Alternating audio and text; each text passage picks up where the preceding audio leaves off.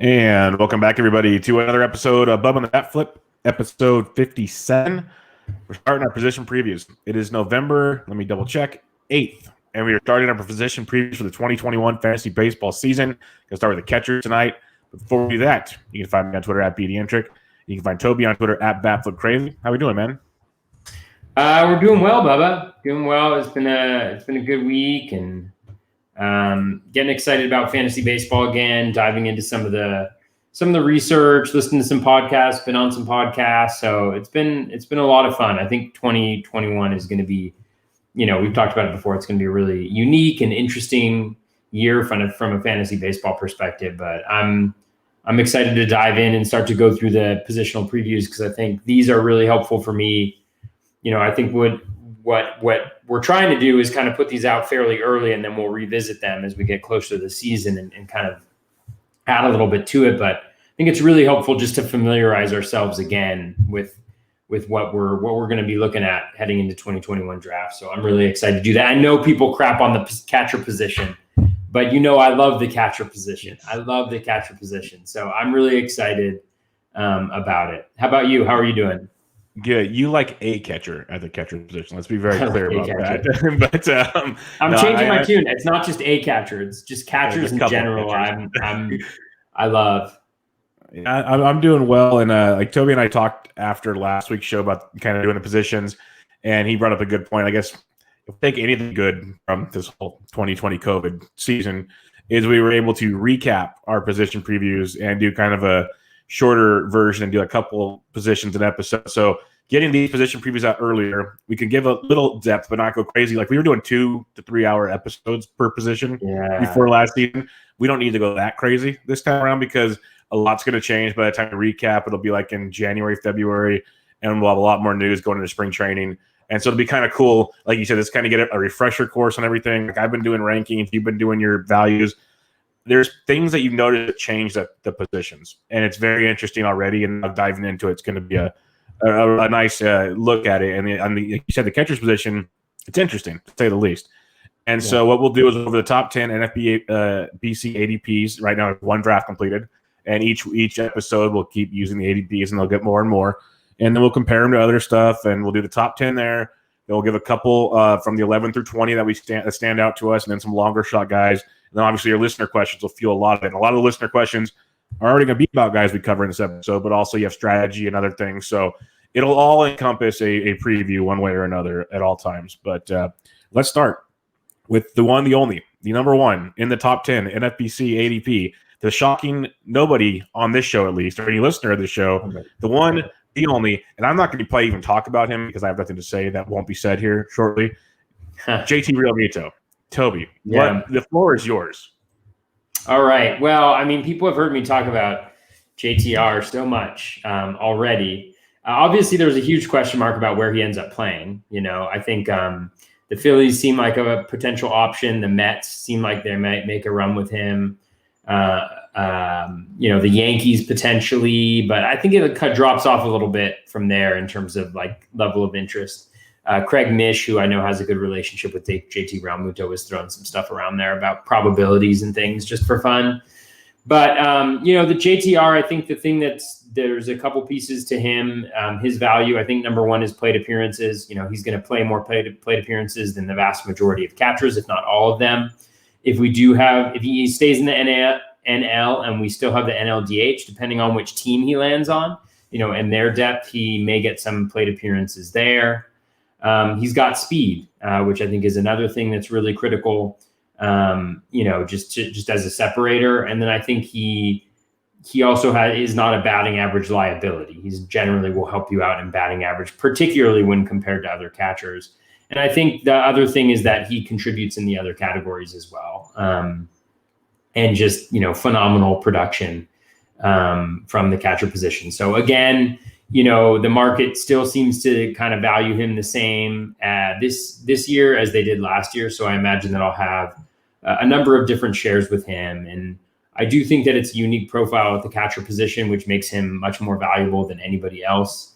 But there are some intriguing other profiles, I think, as the catchers as we move through them. So, just thinking about like, the spreadsheet that I have right now, which is actually based off of 2019, but I have him as about a $27 player, the 21st overall player, not just hitter.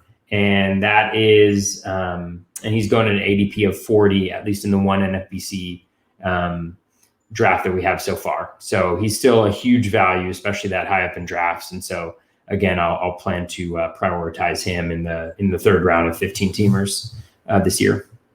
Yeah, it's pretty crazy. 40th overall, and not crazy in the fact how you've justified it. It makes sense for people that have played NFBC and two catcher leagues of why he goes 40th.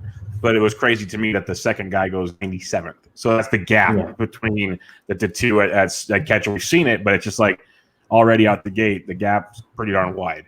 And we had two early mocks. He was an average ADP of 47.6. The next closest was Will Smith at 111, basically. So an even wider gap and a different player, second overall. So we'll talk about that in a minute. But a couple other things I wanted to hit on. You mentioned the DH, which we all know it's going to come back in the National League. It should just be permanent from here on out. It's a bargaining chip. And if you look at steamer projections, Real Muto's projected to have the most games played at first base. I think a lot of that is due to the DH. At catcher, due to the DH at 144. The next closest is Yasmani Grandal at 133, then Perez at 128. So it drops off big time. Those extra 11 games there, then you go 16 and more games at a position is tremendous. One of the things you've talked about many times that makes him so valuable, besides just being an average asset, stealing some bags, doing these things, just those extra at-bats, accumulate runs, accumulate RBIs, give you more chances for other stats. That's a big thing with Real Muto. So I've never been a guy to take a catcher that early. I still have not done it yet. But the more I talk with you about it, the more even other guys like that are very experienced in the game are starting to go towards this realm, and it makes more sense now. Like I at least can sit back and go, okay, I get it. Now, do I reach and do it? Because it's still hard to stomach a mid-third round pick taking a catcher. But I guess you got to kind of tell yourself this isn't your normal catcher. And that's where like, we're looking at the steamers. The gameplay alone is a tremendous difference. That's why we used to love Buster Posey so much when he actually had power, because he'd go and play first base, and he'd play 145 games. And that was a big separator at that point in time. So we'll see. Like I have nothing else really to add to JTR besides that he's awesome, and I might try to finagle my way into owning some at some point in time.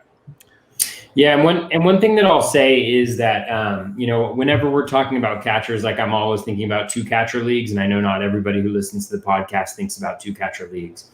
But a couple of things just on his value. So in 15 teamers, he's super valuable. He's actually more valuable in 12 team leagues that have two catchers because replacement level is higher, and so it's much more difficult in a 12 team league to find differences between players, like the just difference between players because the player pool is smaller is smaller. And so guys that can differentiate themselves, it's why like batting average or stolen bases and things like that are really important in terms of the value of players in 12 team leagues, is because, you're getting higher counting stats than you would in like a deeper league. And so I just would say, like, a lot of people are like, oh, it's a 15 team league and two catchers. And so that's why you go after JTR, because it gets so thin out. And it's like, yes, that's the case, but he's also more valuable, at least from my spreadsheet, when he's in a 12-team league, when it's two catchers. And even in a one-team league, a one-catcher league, he's still really valuable because, again, if depending on how shallow the league is, the differences between players is magnified. And so I just have people think about that a little bit, that it's not just because I generally do 15 teamers with two catchers that he's valuable. He's valuable in pretty much every format. Yeah. And most of the discussion we're going to have on all positions will be based on 15 teamers, most in BC formats. So just most listeners know that by now, but that's just a rehash on that one. But I think it's interesting, the 12 teamers. I guess it makes sense if you're thinking about it just on, you use the dollar values and stats based. I use let's do caveman style analysis here. And I guess it makes sense. Caveman style. You should do projections called caveman. I should. I might need to do that. It's like, here's my chicken scratch. I did these without a computer. This is Bubba's caveman projections. But it makes sense when you kind of think about the long route. In a 12-team league, the replacement value on the other players, kind of what you're saying, is there's a lot more of it out there. Like the outfield depth in a 12-team league, 5 outfielders, that's still, 3 fewer teams. That's 15 fewer outfielders. Like, you start doing the math on these things, it's huge, where you're still the top catcher, no matter if it's 12 teams or 15 teams, it's JTR. And that even though the replacement value might be, 10 more catchers or 6 more catchers in a 15-team league, those 6 catchers compared to those 15 outfielders would be completely different players. Totally. So, and that's kind of where I wanted to break it down to be like, this is why he's even more valuable in a 12-teamer, because that gap in the replacement's even bigger.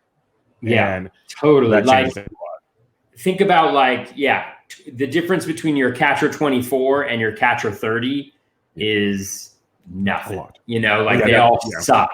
They're all god awful, and every time you see them in your lineup, you're just like, oh my God, why is this guy in my lineup? Why do I not have better catchers to make me feel better about this team? Well, and then it goes back to those guys that are 24 through 30. They're probably in a committee playing maybe half their games. Yeah, totally. So you're screwed there too.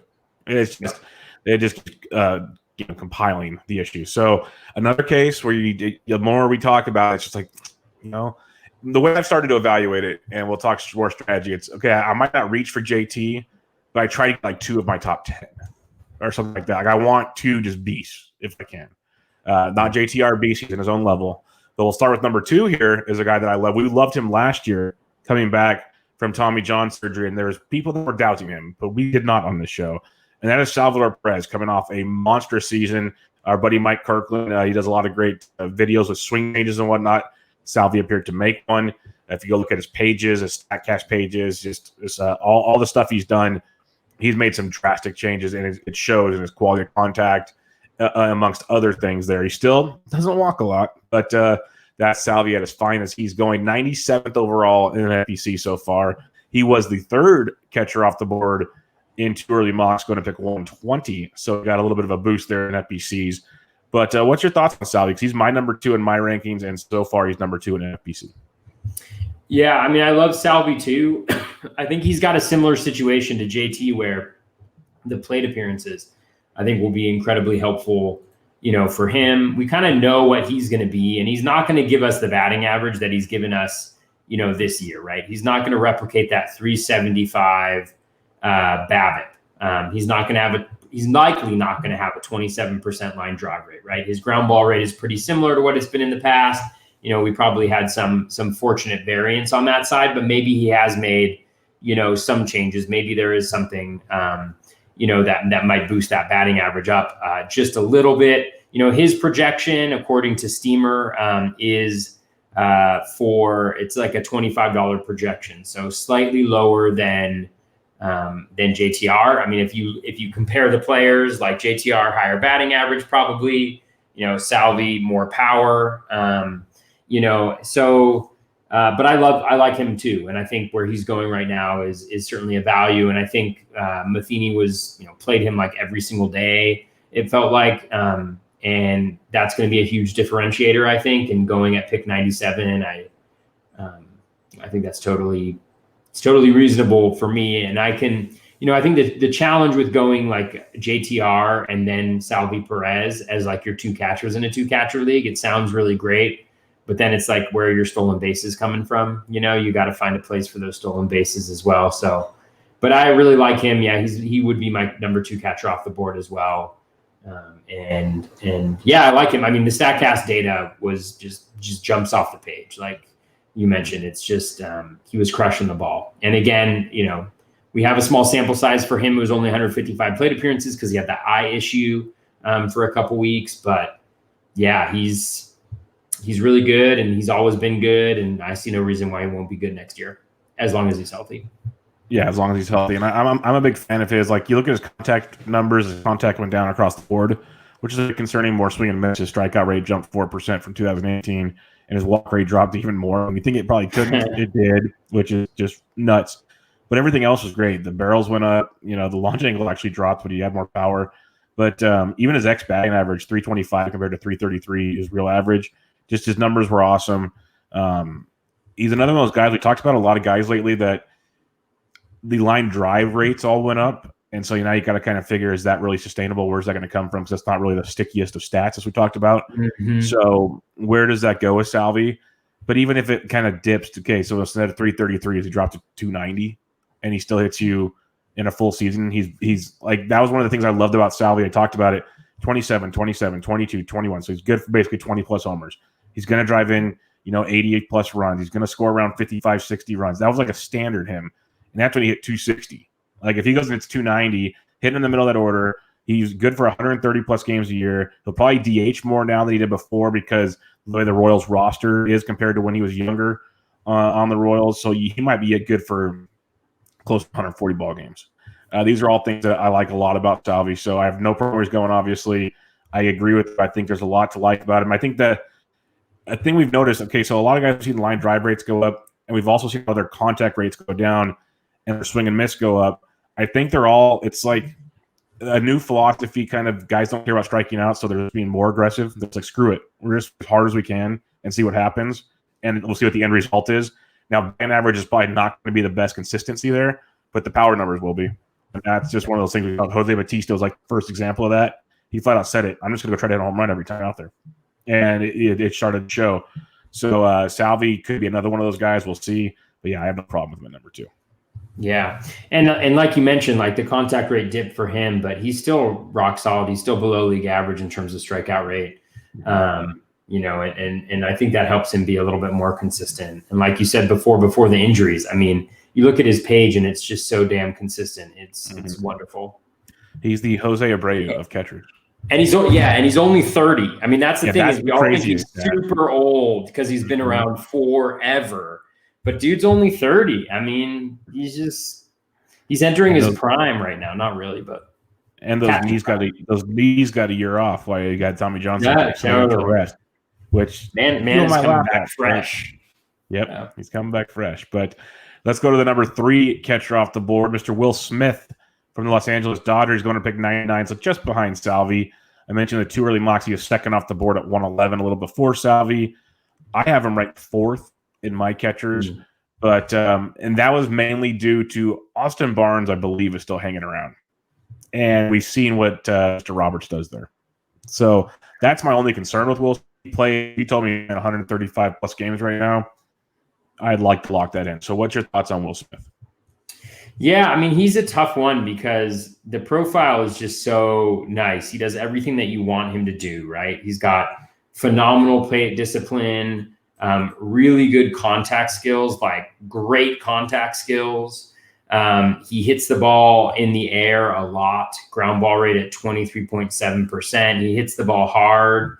I should check his StatCast stuff really quickly. Yeah, I mean, it's everything that you want to see, right? Like, it's all good. I actually think this is one instance where I'm not sure what Steamer has done with his projection, because they're projecting him to hit like 237, 235 is his projection. 357 plate appearances. And again, Steamer doesn't really there's definitely some there when it comes to their projection of playing time, but it's November. So, right. We'll be able to have a better idea of what that is. But on a per plate appearance basis, everything looks really good except for the batting average. And I just wonder a little bit about whether, that's accurate. His strikeout rate this year was 16.1%. The Steamer's projecting a 24% strikeout rate. But when you look at his contact numbers, I mean, 85% contact rate overall is like elite stuff. So I would anticipate an elite strikeout rate. So again, I see no problems with Will Smith. In fact, like what a good comp might be is like Yasmani Grandal, who hits for better batting average, because it's a very similar plate discipline profile, I think, but just a much better contact rate. So I actually really like him as well. I mean, I think he's obviously one of the best catchers in the game. I do worry a little bit about Barnes hanging around and how the Dodgers manage that over a full season, just because right. I mean, it's the Dodgers. They're going to be 20 games up, in first place over the Giants, who will get a wild card, next year. And so that's my only concern, is kind of that little bit of Dodgers. How are they going to do this? But he's a phenomenal player, and I don't necessarily. I think the Steamer projection is off on him. I don't. This Steamer is a lot smarter than I am, but I think that there needs to be a little bit more of a look on his batting average there. Yeah, and even if we think Barnes is involved, which I think he will be because it's the Dodgers, Steamer has him for 89 games. Like he's still going to get like 2/3 of the action. So 89 is pretty low there. The kid's super talented. I remember 2 years ago when he came up, I spent a lot of fab to get him on my roster, and it paid off in a big way. And he had a slow start to 2020, and then he picked it up. So the level's definitely there. I have no problem with him going third overall. I guess I have him fourth, but it's more just a question. I want to see what kind of rumors and talk start coming out of camps next year and what they do with Austin Barnes, because Austin will catch at least one guy every fifth day. That's just how it's going to go. And he might squeeze in a few other times. So I want to see where that goes first. I know they'll sneak Will Smith into the DH role because Roberts was using it as a day off for his starting 9. He's rotating it around. So he'll get some DH spots there as well. But that's my only concern is Austin Barnes and seeing where that one goes. All right. The fourth catcher off the board. This one kind of surprised me that he's jumped up to fourth in front of a few other guys. He had a monster season. There's no denying that. But Travis d'Arnaud going to pick 132, fourth catcher off the board. He was the 6th catcher off the board in the 2 early mocks at 153. I know I have him ranked at 5 overall, so not too far off here.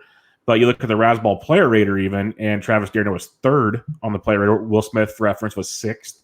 Went JT, Salvi, Travis d'Arnaud at 3rd. So he had a very, very good year.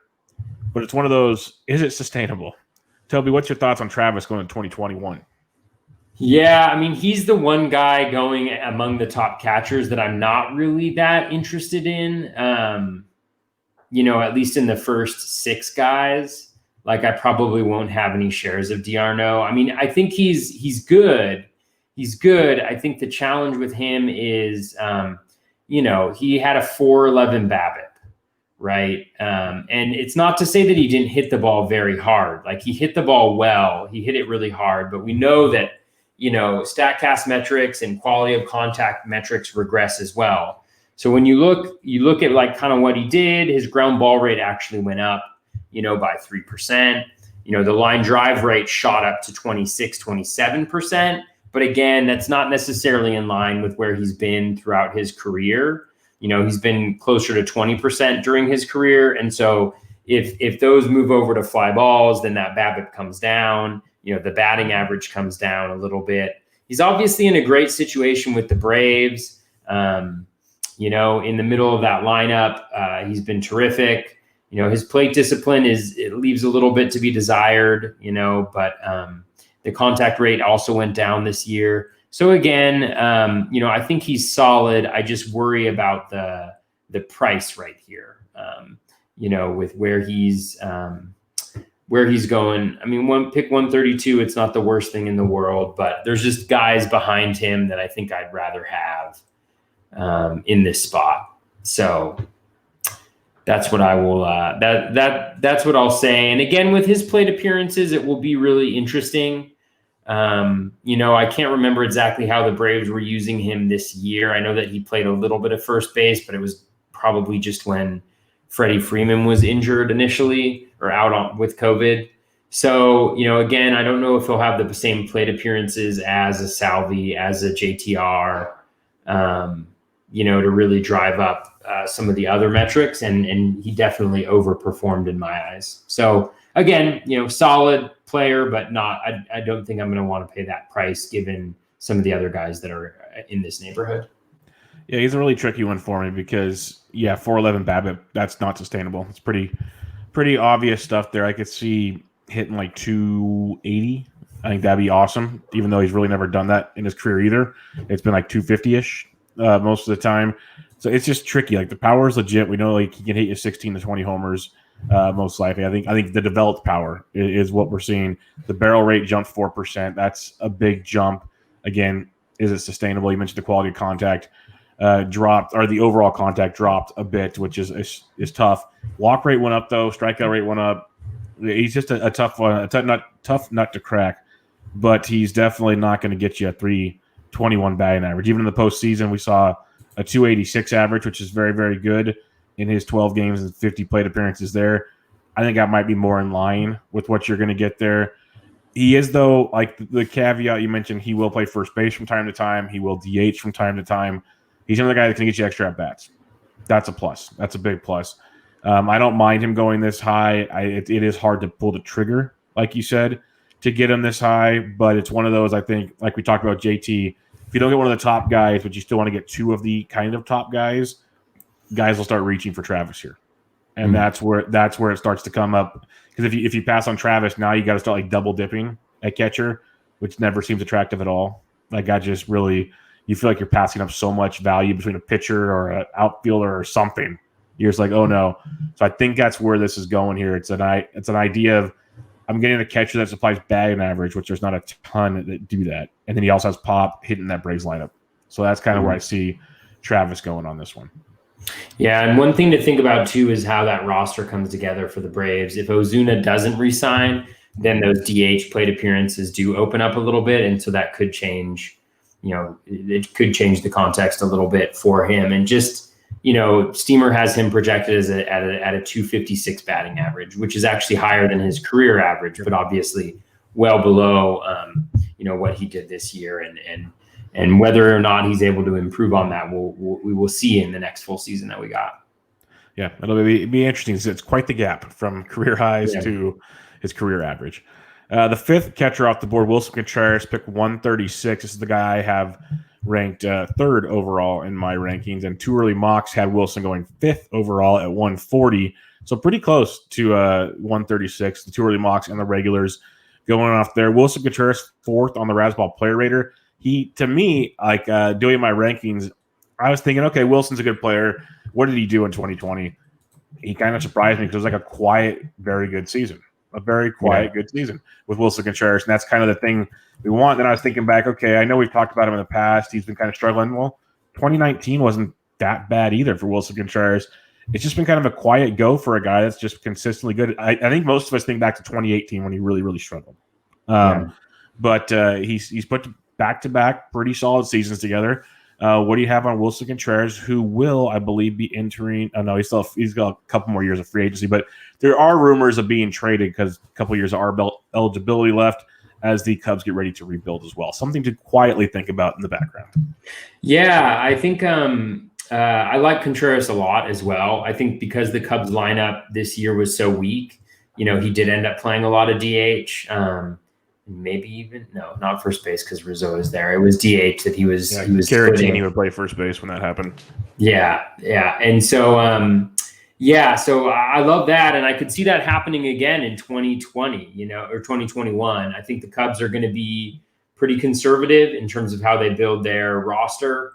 I don't think they're going to add any big names. I think they're going to kind of probably add some of the younger players in their system and give them, more of a shot, or maybe, some outfielders on 1-year deals on the cheap, something like that. You could see him getting like an Adam Eaton or something like that. And so I think he does have the opportunity to kind of be in that JTR Salvi conversation for the number of plate appearances that he get. And so for that reason, I really do like him a lot. And I think there's solid production, and I can see some upside as well. It would take some skill gains, but he's been in the majors a long time already. He's still pretty young. He's got power, 2 consecutive years with a barrel rate above 10%. His exit velo is solid. He's got a little bit of speed. It hasn't really gotten to that 5 stolen base mark that he hit, a few years back, but he will get you a couple stolen bases, which is nothing to sneeze at. At the position, and he's going to hit in the middle of the Cubs lineup, and that should be improved too. I mean, it's kind of remarkable that he was able to score 37 runs, as a catcher in the Cubs lineup when everybody hit like 200. So I think both opportunities to score runs, but then also RBI, right? Like the OBP of some of these guys that normally is pretty strong was pretty low for him. So again, I really like him a lot. Any of the guys that we've covered so far, maybe minus the DR no, just because I don't like the value. I'd be totally happy to have as my catcher 1. And if I was going to try to do a strategy where I've really honed in on getting 2 really good catchers in a 2-catcher league, then I would certainly like to have any of these guys as my catcher 2 after I draft JT Realmuto. Yes. No, this would be a heck of a combo with Real Madrid because I think Wilson Contreras. I don't know if this is going to obviously one NFBC draft, but if he continues to go at this price point, I'd be a big fan of this pick. Like I like him a lot. As I was mentioning earlier, kind of digging in on him about a week or so ago, thinking, man, he's actually been really good. 57 games played on a 60-game season for a catcher is remarkable. And like you said, he's getting the DH a lot. He used to play first base before Caratini came and did that. He's been very, very good. And when you just look at his overall stats, strikeout rate, it's gone up a little bit, but still relatively the same. The walk rate's dropped a little bit, but still, not horrible, around 9%. Isn't bad for a catcher. He, gets you a bag or two here and there. The average, he had a great 2019 and 2017 with the rest of it's around 250, but that's catchers. Like that's a lot of baseball, to be honest. But catchers hitting 250 in the middle of that Cubs order, which I 100% agree cannot be worse than it was last year because we love Schwarber. That was disappointing. Rizzo, he quietly was okay, but still not nearly what he should be. Bryant's garbage, and you'd imagine he comes back, but he's a sore point on this show. But you have Ian Happ, who's been playing well. There's a lot to like there with the Cubbies. Baez has to bounce back. Like, man, you just go around the diamond and think about what went wrong there in Chicago. And like you said, if all of that happens or even half of those guys bounce back, that's huge for Wilson Contreras. So I'm a big fan of what he does. I think he's very valuable as a right behind a Salvi Perez or a JT Realmuto. Like, I wouldn't be shocked if he passes Salvi and finishes second because unless Realmuto gets hurt, God forbid, I don't see many people passing him until things really change in his overall profile of his offensive profile. But Wilson could finish number 2. I'm pretty confident of that. So I like him with this price point. I think it's a phenomenal value, and he might be a guy that I'm going to be circling to try to snag in many drafts, especially early before things change, because I find it hard to believe he stays behind like D'Arnaud, and I think he creeps closer to Will Smith. I think he's much more. I think he's better than Will Smith, but I think he creeps closer to Will Smith come draft day. So yeah, we'll see how that goes. Yeah, it's interesting. Like, he really struggled out of the gate, not necessarily in terms of production, but just from a skill perspective. And then he was really, really good from a skill perspective. And I think that's really important to look at in this season. I was on a pod earlier this week, and normally spring training is 5-6 weeks, I think, something like that, 5 weeks. And they only got 3 this year after COVID. And so a lot of hitters were really slow to adjust, and they really struggled out of the gate. And there's a couple examples that we're going to cover in the podcast today that kind of highlight that. But for instance, with Contreras, he had one of his lower contact rates. His 25-game rolling average was one of the lower ones he's seen. Actually, it was the lowest it's been in 3 years for him, kind of in the middle of the season. And then he had his highest in-zone contact rate of any point in the last 3 years over 25 games towards the end of the year. And so it just shows you, like, I think that might be a good way to identify some value, right? We're dealing with small sample sizes, but if there are guys who over the course of a season maybe struggled or didn't produce like you thought they did, but when you take a look at their skills, they kind of started out slow, but then improved as the season progressed. That might be a good sign. Not necessarily that the guy's going to get to some other skill level, but that, maybe it was just, making those adjustments that you would normally have done towards the end of spring training, but you had to do those in season this year. No, I'm 100% with you. I think it's a trend we've seen with a lot of guys. Heck, I'm not going to go deep in it, but Adalberto Mondesi, small start, got it going late. A lot of guys can be in that conversation, so it's definitely something to think about. I'm not smart enough or talented enough with like Excel spreadsheets, but I'd be curious to say how these guys do after the first month of the season and do a whole sheet and then rank them that way or something. Yeah, it'd be fun to see how that played out. Just on Fangraphs, you can just go to last 30 days. Yes, that's true. I can't look at the leaderboard. That's true. I can't figure that much out. So that's interesting.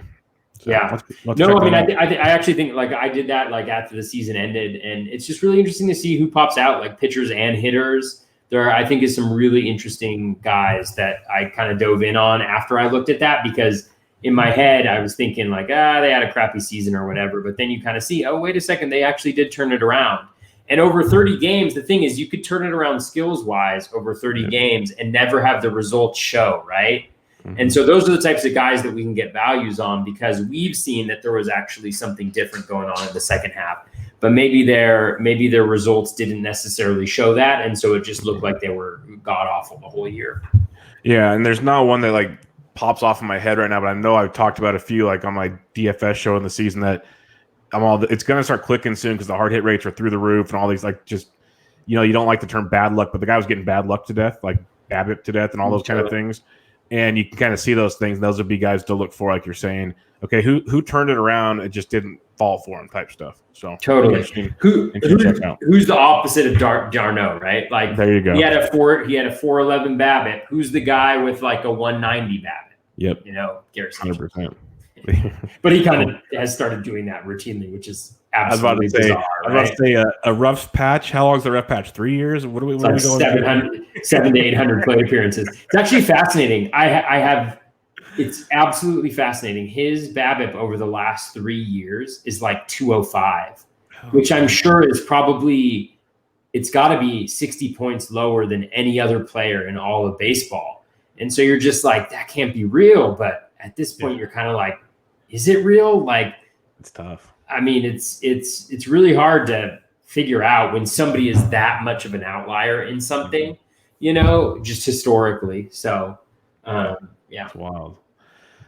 Well, let's go to number 6 here. The Chicago White Sox has Monty Grandal, switch hitter, OBP extraordinaire. Like if this was an OBP league, he would climb up their list a little higher, but 6th overall, pick 144. If you look at 2 early mocks, he's 4th overall at 138.6, so pretty similar draft spot. Razzball Player Rater had Yasmani Grandal as the 7th catcher. And one last thing I would mention is I have Yasmani as 8th overall. I'm kind of down on him a little bit this year, not a ton, just a little bit. What's your take on Yasmani going into 2021? Yeah, I like him a lot. I think he is a guy, I got to dive into the skills a little bit, but he started off really rough this year. But, you look at the final line, 8 home runs, 27 runs, 27 RBIs. The 230 average, isn't great, but, compared to like a league average of, whatever it was, 250 this year, pretty good. Continues to be kind of the same guy. He hits the ball in the air a ton. He walks a bunch, like you mentioned, so he gets on base a lot. He scores runs, which for the catcher position is actually a pretty phenomenal thing because there's not a lot of catchers because they're batting towards the back end of the lineup, because they don't get on base very often. Like there aren't a lot of guys who contribute in runs. And so the fact that he is doing that and does that on a pretty consistent basis, I think is a pretty good bonus. And so I think, the price for me should be about where it was heading into last year. And I think it's lower than that. And so I can see myself having a lot of shares of Grandal. I'm just trying to take a peek just really quickly at, what kind of happened for him throughout the season. Interesting. His skills actually got worse as the season progressed. Yep. But, he still was able to contribute. So again, I think he's solid. Like if you look at the dollar valuations, I didn't mention these on other guys, but it's like JT Realmuto's 27, Perez is 25, D'Arnaud is 13, Contreras is 14. They have Grandal, the projection at $20, worth $20. So, again, very solid. I think the only issue with him is we think about him as getting a ton of plate appearances, which he may, but, actually, I mean, depending on what they do with Encarnacion, this could actually be a huge, because they declined the option. So they're not going to have him on the team probably. He looked really bad. So it's a question of like, do they replace him with another DH guy, or is that kind of Grandal's, what is Tony La Russa going to do? Oh, gosh. I keep trying to forget about that. Yeah. But really, like that could be a huge boon for Grandal's value if it turns out that if they plan to mix him in at DH a lot, I think that could really boost him up. And going where he went in this first NFBC draft, around pick 144, I'm all over that. I love that price as well. There's a few guys here that where they're going right now, I'd be like, yeah, this is dope. Yeah, I was big on Grandal last year, and then he signed Encarnacion. I kind of backed off because I was excited about the DH possibility for him. That could be back this year, and that would be tremendous. There's a few things that just stand out to me to kind of make me scratch my head because 2018 and 2019 were his big years, and he had barrel rates over 11%. Last year, it dropped to 7.5. That makes me wonder, okay, what happened here? Hard hit rate was higher than it's ever been since 2016 at least. That was good. Strikeout rate jumped 7% or 7.5%, almost 8% from last season. Bit concerning there for me as well. So I'm trying to figure out like what the heck happened with him. And I am not the expert on exactly what meatball swing percentage is. I have an idea on what meatballs are. I've played baseball enough to know what a meatball pitch is. But his meatball swing percentage dropped from anywhere from the high 60s to low 70s to 47.5%. So is he not seeing the pitch as well? Like, that is a dramatic drop-off, like a humongous drop-off on some of the pitches that you can feast on. And that could explain the 4% barrel changes. That could explain a lot of things right there, because everything else, for the most part, lines out okay. Like, sure, his contact rate dropped a little bit and stuff. Maybe you can let that go for a one-year thing. But what caused him attacking some of the best pitches to hit dropped almost 30%? What was that? That's what I want to know, because the strikeout rate goes up. I mean, he's probably chasing things out of the zone. Was he in his head too much? Was he trying to guess curveball and he's got to throw a fastball in the middle of the plate? He'd watch it. What was it with Grandal? Because other than that, BABIP was higher than it's been since 2017, which is pretty crazy. He really, really underachieved is the way I look at it. And he's very talented, so this could be an extreme value, as you were saying. Or is there something there we don't know yet? Because that meatball thing stands out to me in a big way. That's a shocking drop-off in percentage-wise. So could be something silly, could be nothing. Could be absolutely nothing. But I'm curious to know what caused such a big fall in that one. He's got a special place in my heart, too, because in his last at-bat of the season, he hit a home run, and that won me a DC Champions League. I thought you were going to mention that out the gate. I was like, I know why you like him so much. Totally. Yeah, I was down a half point, and I was one homer down and one RBI down. And so he hits the jack, and then I collected two half points and went up and took it. So I appreciate him forever for that. All right, the seventh catcher off the board, Christian Vasquez, pick 159. And I know I was very hesitant to trust Vasquez after his awesome 2019. Well, he came back in 2020 and was great. Fifth in the Razzball player rater. I mentioned he's going at pick 159 in NFBC. When you look at two early mocks, eighth catcher off the board at 196, so quite a bump on that one as well. And I even have Vasquez ranked right ahead of Grandal at seventh for me. So he's seventh on NFBC. What do you see in Vasquez, who's now been able to do it in back-to-back years, especially this year with a Red Sox team that's, let's just say, wasn't that good? Yeah.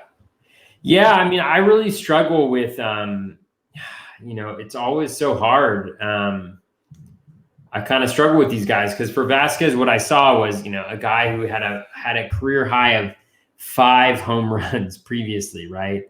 And all of a sudden he hits 23 on a 16% home run per fly ball rate. So, and I don't know what the breakdown for home and away is. I should probably check that out.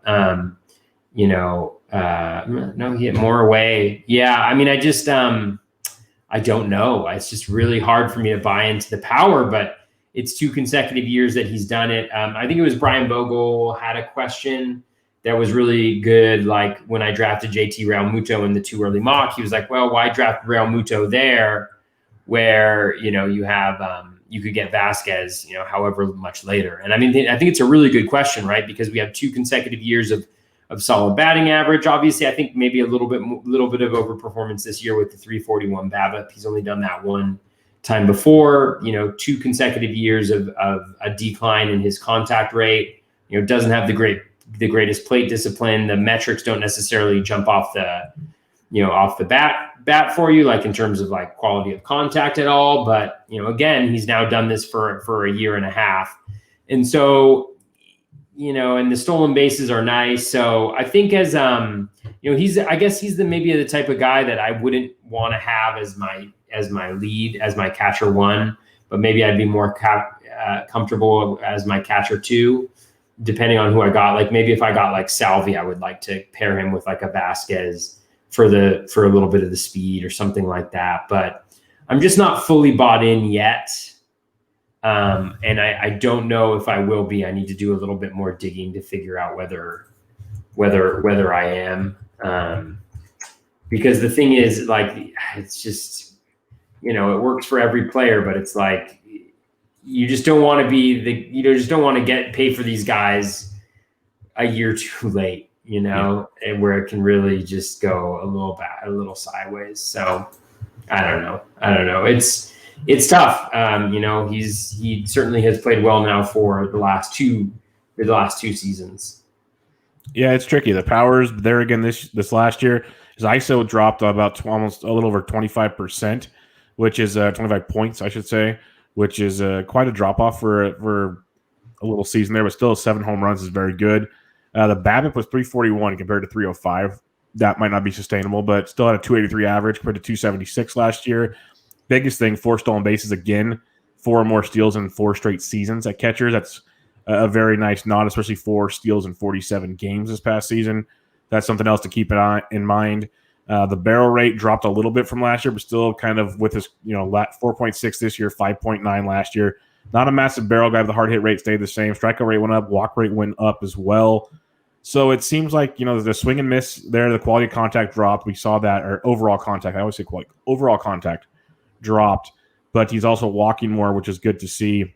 But looking at his X stats, it's a little scary. So 283 average, 224 X batting average, 457 slug, 350 X slug. These are big differences here. 340 WOBA, 277 X WOBA. He had gaps last year, 331 to 317. Okay, that's still not great, but 340 to 277. He had a 317 X WOBA. So X WOBA on contact, 317. That's not good. That's not good at all. The thing I can credit the home runs to, if you look at his career, 2017, a launch angle of 8 degrees, and it went 12.8, 13.2, 14.4. So he's elevating the ball a lot more. That's one thing he's definitely doing. So there had to be some kind of swing change about 2 years ago. That's something that he had to have worked on. But when we see the overall contact dropping, the swing and miss happening more, the X stats, we've talked about a lot of these guys, and they're kind of here and there, but these are some massive gaps, like serious gaps to consider. I'm not going to say he's going to be a 224 hitter like the XBA says, but I would say maybe more like a 250, 240 to 250. And he still might hit you 15-plus homers. He might still steal you 7 bags. But are you good knowing I'm not getting 280? That's what it comes down to with him. And I think I am, because I've said many times on this show now, the new era of baseball, ideally you still want a good batting average, but nowadays a good batting average isn't 300 as much as it is 265. So if your catcher's hitting you 250, it's not crushing you like it used to. So I'm okay with Vasquez. At the same time, there's a lot of red flags there. I'll be completely honest. Yeah. Lots of them. Yeah, and one of the things that I think is important is sometimes it's okay to be wrong on guys. Like if you have a process, if you look at guys and your process or the things that you look for in a player tell you that the guy wasn't as good as he was supposed to be or something like that. Don't change your process to be like, oh, well, maybe I'll include that guy now because it just feels bad if that guy doesn't hit, and you can still win not getting that guy. You know what I'm saying? So, he'll be a guy that I probably don't have any shares of again. And maybe I'll regret that, but it's just like last year, there was just too many things that just didn't line up. Yeah, it's odd. Now, the next guy, 8th overall, this is a fun one. It'll be really fun to watch his ADP kind of move around throughout draft seasons. This is Austin Nola, going around pick 164 in NFBC ADP. On 2 early mocks, went 200.4, the 9th catcher off the board there. When you look at the player rater, this is how good he was. Austin Nola finished 12th, which, stands out considering he was Seattle, traded to San Diego. Got quite the bump there. I have him rated, I believe, 6th. I like what we get out of Austin Nola. You get a little bit of everything, and now he's in that San Diego lineup. What are your thoughts on Austin Nola? Yeah, I think Nola is really solid. I think he does everything really well, most things really well. Really great plate discipline. Really good eye. He makes a lot of contact. He's kind of like a Will Smith light, I think, because he doesn't have the quality of contact that Will Smith does, but he has a fairly similar profile when it comes to plate discipline. Contact rate. He's just, I think he's really solid. He's in a really good context with the Padres, and I think he'll be the starter there, and they kind of move people around. So I think he got a little second base. He got a little bit of first base. So I'm a fan. I think he's a really solid catcher. And I think the one thing that may be missing just slightly is that quality of contact, but it's still fine. It's not awful. So, his dollar value is a little hard to get to. I got to crunch some numbers because he's listed as a first baseman in my spreadsheet. So I got to figure out, but he has a similar profile to guys that are around $10. So again, really solid guy where he's going right now. I have no problem with this at all. If you miss out on kind of the more elite tier of catchers, I think he's a really solid bet. Yeah, a guy that's going to get you a really strong batting average, got some pop in that San Diego lineup. He can play other positions, like you said, so he doesn't have to catch every day. Had to save the body a bit if they need him to. His contact, like hard hit rate keeps going up, strikeout rate drops, walk rate goes up, barrel rate, like everything you want to see Austin Nola is doing. Like he's a very quality player. I like the comp. A lot of the stuff similar to Will Smith's page. A lot of his stats, a lot of his production. He's going to be 31, which is interesting. But since he got his first cup of coffee in 2019, he's a career minor leaguer for quite some time. Obviously, he did something to change things. Power started developing. Average was there. And now you have the Austin Nola we know and love. And I'm a big fan of getting him at the catcher position if you're in need. All right, this is the one that's going to be so much fun to talk about. Oh, yeah. The 9th catcher off the board. This might be the last year you get to draft him as a catcher. Top catching prospect for the Arizona Diamondbacks, Dalton Varsho. Going to pick 182. I will put money on it right now. He goes a lot higher than that by the end of March. I'm just going to say that right now. Unless he gets hurt, he'll go much higher than that. When you look at 2 early mocks, he went at 247th, the 11th catcher off the board. I have him ranked 10th out of mine. He's 9th on the list. People say my 10th is too low. I'm going to let you have the floor first and see what you have to say because I have some thoughts on Dalton Varsho. What are your thoughts on him? Yeah, he's just a wild card, right? I think a lot of it we'll have a much clearer sense of I think heading into spring training of what to expect, like what outfielders have the D-back signed, what catchers have the D-back signed. They obviously have Carson Kelly. And so, shout out to Dave Petriozzello, who I know loves him some Carson Kelly. And we have a question later on about that. But you have Carson Kelly, you have Stephen Vogt, who's a free agent this year now. So whether they re-sign him or not, doesn't really matter that much. It's more just about like, is there a place for him in the lineup, or how many guys need to get injured for him to be in the lineup? Is he going to have even if he plays like every other day? The projection that I have for him is 10 stolen bases and 12 home runs. I think something like that is what Steamer's projecting him as. And a 10-10 at the catcher position is just really good. And then if he somehow finds himself in everyday plate appearances in the outfield, that could be incredibly, incredibly, incredibly valuable. Because, he has pedigree as a prospect. He's a first-round sandwich pick, I think. And, his minor league career was really solid. Like, he kept the K rate low, which I thought was really nice. Steamer has him projected as at a 19.1% K rate, which is great.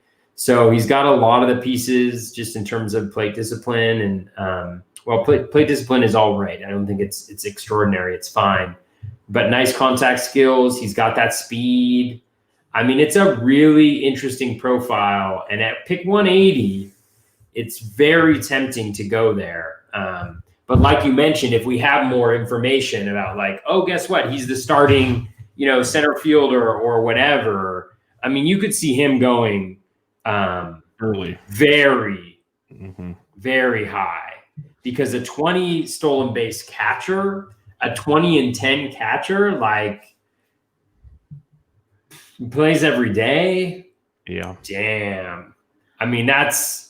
That's some gold right there. So it'll be really interesting. I'm fascinated to see it. I think he's going to be one of those guys. He's either you crush it or you swing and miss.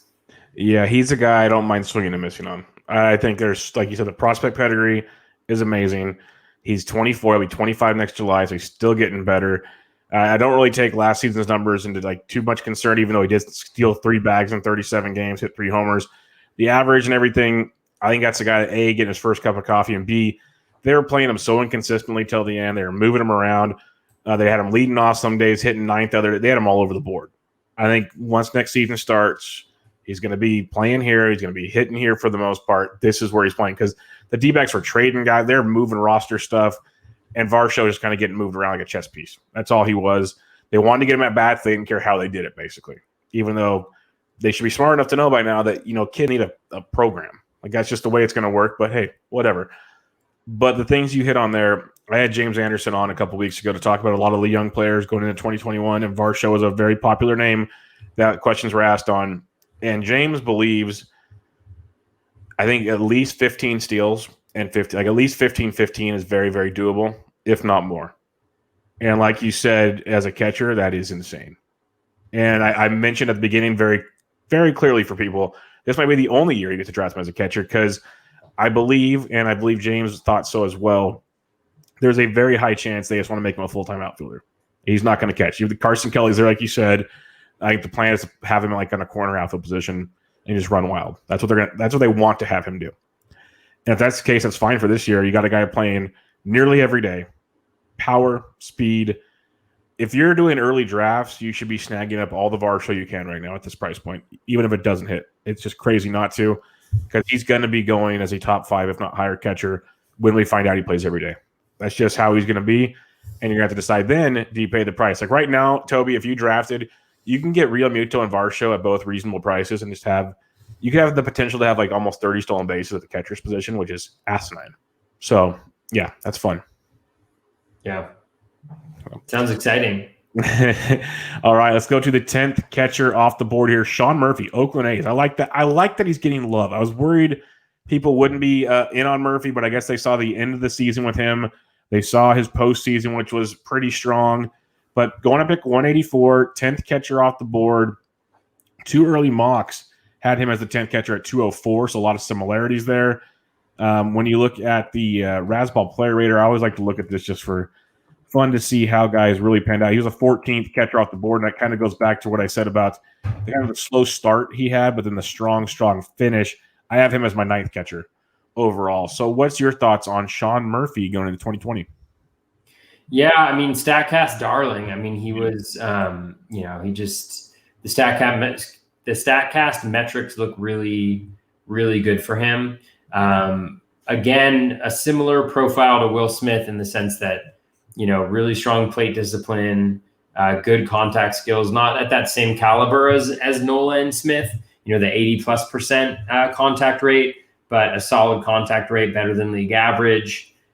Just all around solid, really good lineup with the A's. And again, like the StatCast metrics were all well above league average. And I know that he had a really big gap between his WOBA and expected WOBA, I think, at least. I shouldn't say that I know, but I remember at some point in time, he was one of the biggest, kind of underperformers compared to what the expected metrics thought he should be doing. Now, I don't think he's probably very fast. I don't know what his batted ball, like whether he just like pulls the ball a ton or what into shifts. But yeah, I mean, I think he's really solid, really solid guy with some upside. So I think this seems reasonable for him. Yeah, I like him a lot. His barrel rate grew 4%. Hard hit rate grew 12% to 49.4. But the things that stood out to me a lot, going into the last few seasons, he had last year 10% walk rate, 10.7% in AAA the year before. This year he had a 17.1% walk rate. His now is he going to do 17 again? Probably not. But he's a double-digit walk guy, showing he has a very nice OBP. Because his average he's not a big average guy, 240-ish, give or take. But his OBP is going to be great for you in those kind of formats. Tons and tons of power. You mentioned the StatCast metrics. It's really, really crazy.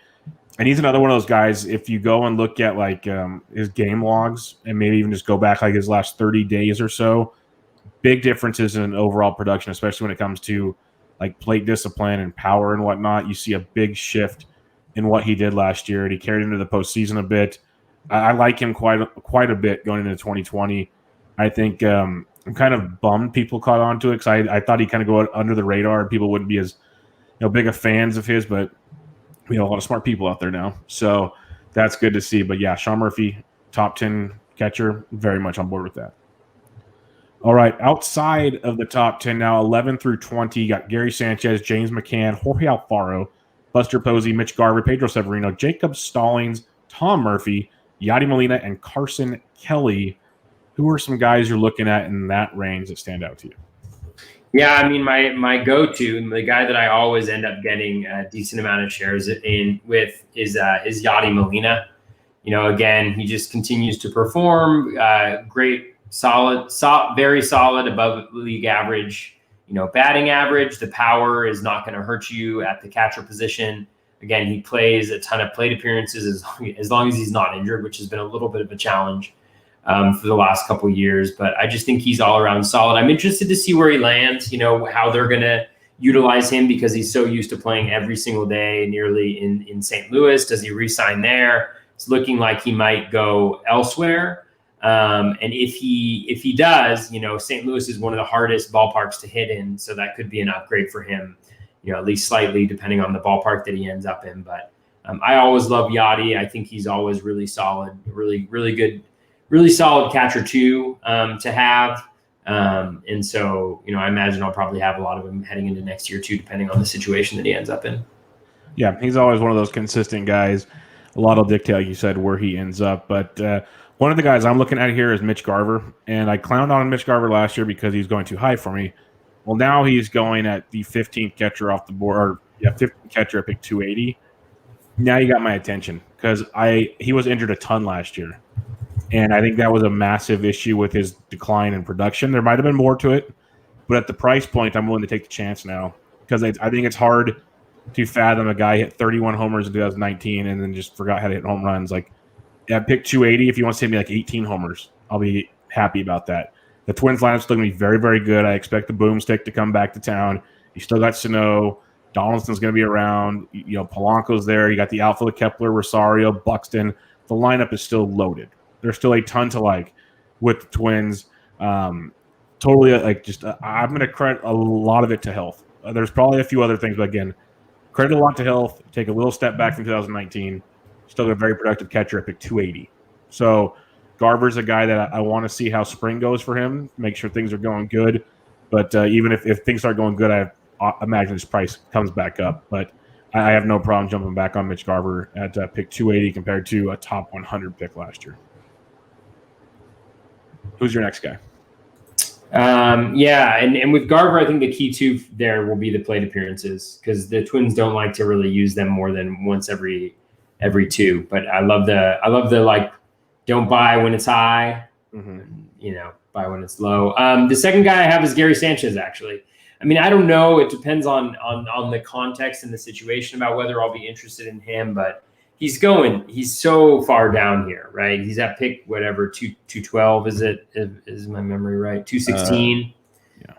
Pick 216. And one thing about him is he started out so slow, but if you look over his last his last 30 games, at least from a skill perspective, he was pretty much in line where he's been for the last 3 years.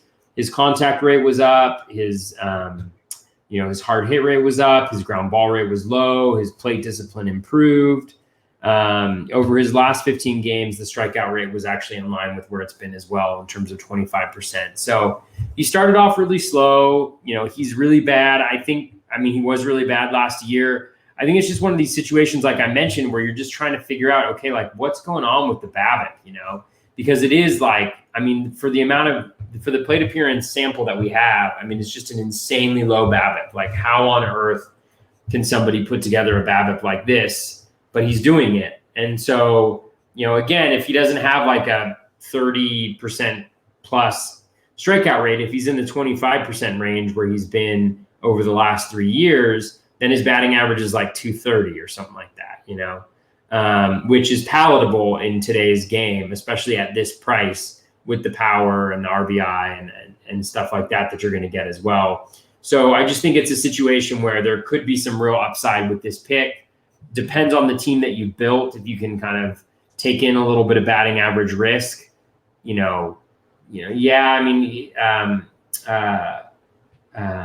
what's the other catcher that they have there who's going to be Cole's personal? Higashioka. Yeah, Higashioka will definitely, like, I'm a little worried about that becoming a little bit more than just the Garrett Cole's personal, catcher. But again, like we've seen what the upside is. He has done it before. He's still young, and he's going to be motivated. And so it just could be a really nice pick here at pick 216 with some real upside. So, again, I don't know if I'm convinced yet, but I do think that that's a really interesting price for Gary Sanchez.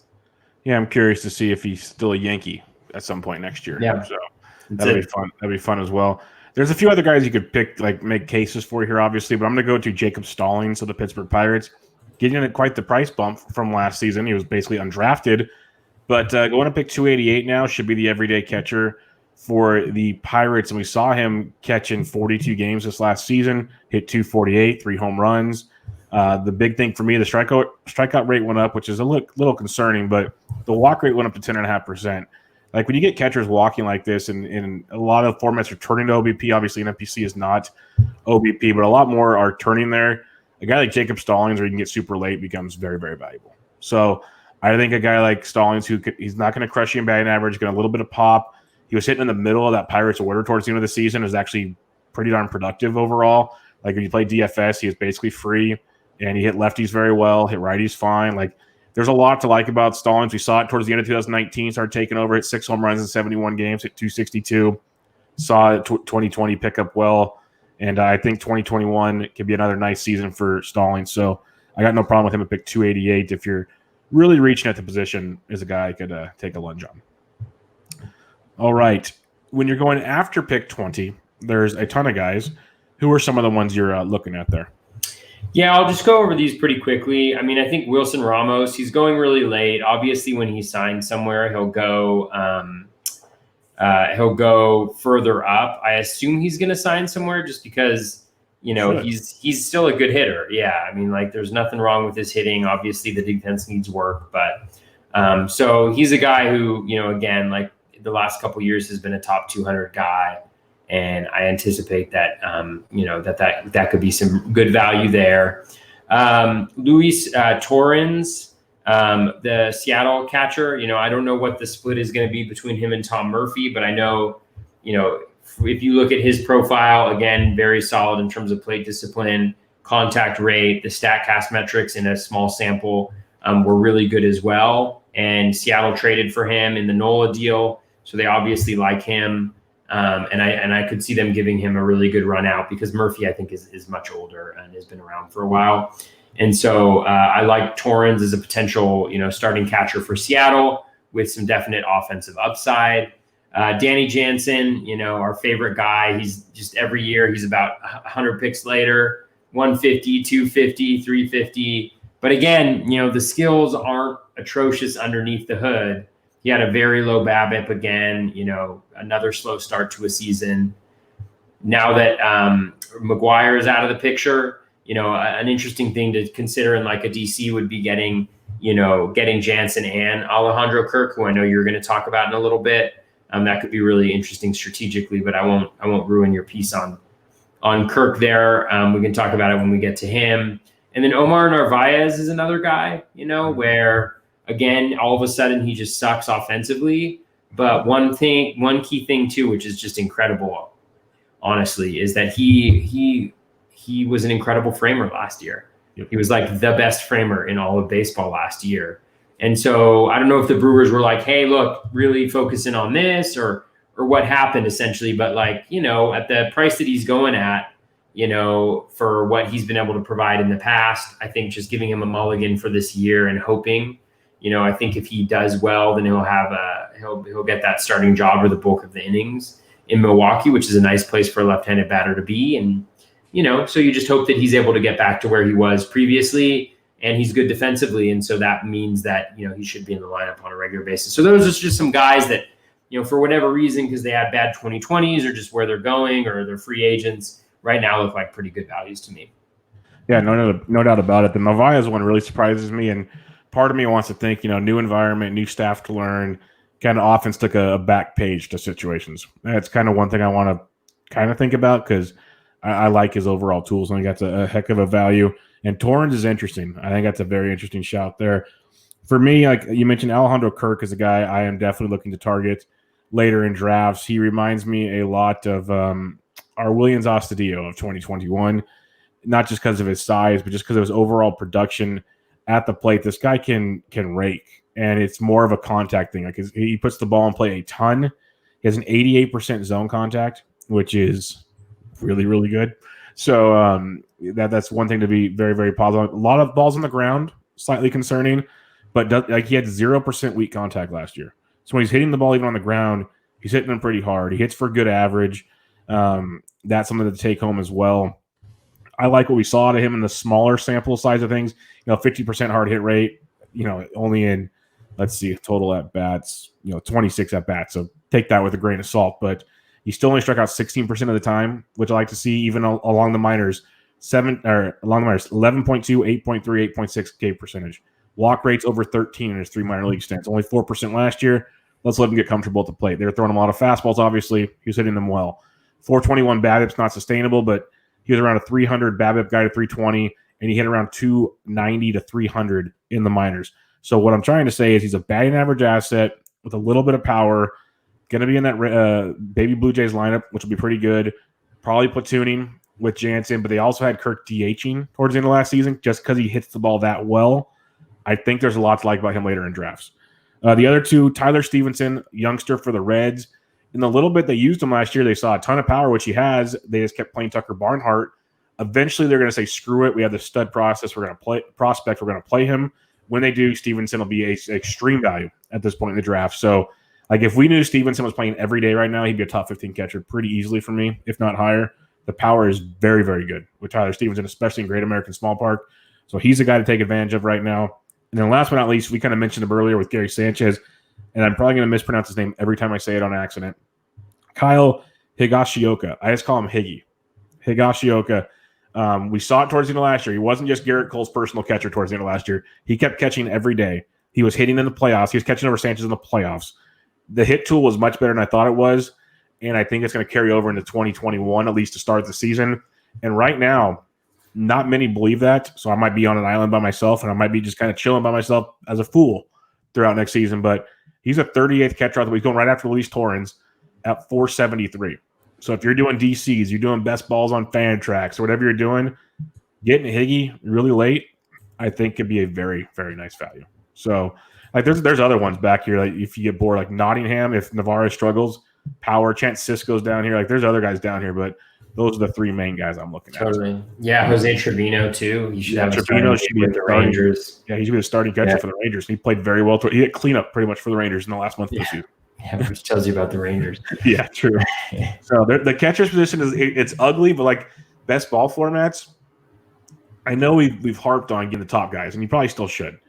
But in best ball formats, if you just want to say screw it and take 3 guys late, or just go bang, bang, bang late in the draft, we just named 5 guys that throughout the year should have good chances to start and be semi-productive at least. So I'm not saying it's the win-all strategy, but it could potentially work. I'm just going to put it out there. At least compared to taking darts on 7th outfielders or relief pitchers trying to get saves, these catchers might actually play. So that's kind of the angle I'm going with there. All right. We got a lot of listener questions, which, again, we absolutely love. So keep them coming. Love it. Keep them coming. But I'm going to be completely honest with this first one from Governor of Givener at Kelly706, and it cuts off. So can't tell you who that is. But I literally had to look up because I thought he misspelled who the player was we're looking at. But it involves the St. Louis Cardinals, and maybe he starts this year if Yadi's not around. Andrew Kisner is a 25-year-old prospect catcher for the St. Louis Cardinals. He got 18 games played in 2019, 8 games played last year. A little bit of pop in the minors, decent batting average guy. I honestly know not much about him, so I'm going to apologize now. Do you have anything on him? No, I mean, I think he's definitely interesting. Steamer actually does like him a lot. Has him as about a $10 player, I want to say. That's tremendous. So yeah. He, again, I think a lot of it depends because they don't have any other catchers right now. With Yachty being gone, they really don't. And Wieters, God knows what Wieters is going to do. Yeah, but Steamer has him 263 batting average, 13 home runs, 47 runs, 49 RBI with 3 stolen bases. So I definitely think it's a good shout and a guy that you'll be able to get pretty late in drafts. That's worth a go. 609 in the first draft. Yeah, I mean, he's worth a go because if nothing changes, then he's likely to be, the starting catcher there. Like, I assume that they'll go after some sort of veteran, for on a 1-year deal or something like that, to at least kind of pair with him. But yeah, overall solid. I mean, throughout minor league career, very low strikeout rates. Throughout, Steamer has him projected for about an 18% strikeout rate, which is solid. He has a little bit of pop. His max exit velo is decent, around 110, I think, and he's got a couple barrels in his short time in the big league. So again, a lot of question marks just because we don't have a huge sample size to work with. But that's the type of guy that I think is a really interesting guy to take a shot on right now because the price is so low, and they're likely to give him at least half a shot at that gig, and he looks to have decent enough skills where he can be, league average or better from a hitting perspective for catchers. So I think it's a good suggestion. Yeah, no, it's a good one. Open my eyes to a guy to dig in on more. That's for sure. So I appreciate the question there. Brian Vogel at Brian P. Vogel. He asks, every year there are catchers drafted late rounds or not at all that return top 10 value. Who are some guys you think can pull that off in 2021? I'll let you go first. We mentioned some guys, but who? Oh, man. It's really hard to say. I mean, I don't know if it's Nisner or Knisner. I don't know how you pronounce it, but he could be a good one right there. I mean, if he plays well in spring training and wins the job and, catches in 2 out of 3 games, he's got a decent enough profile where I don't know if he's going to be like a league winner, but he'll be really, really good. I'm interested to see what happens in Philly with Andrew Knapp.